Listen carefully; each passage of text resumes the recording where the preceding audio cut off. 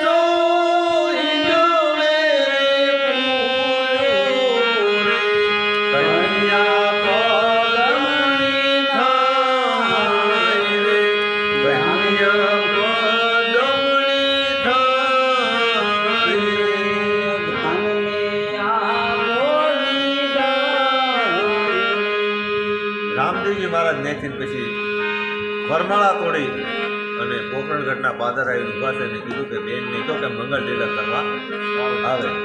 સગુણાબેન મંગળ તિલક કરવા આવે છે તો રામદેવજી મહારાજ બેનને કહે છે, અરે બેન તમે આવા જૂના વસ્ત્ર કેમ પહેરીને આવ્યા છો મારા બેન? તમે જાઓ નવા વસ્ત્ર ધારણ કરી અને મને મંગળ તિલક કરો. મંગલ પર સંગ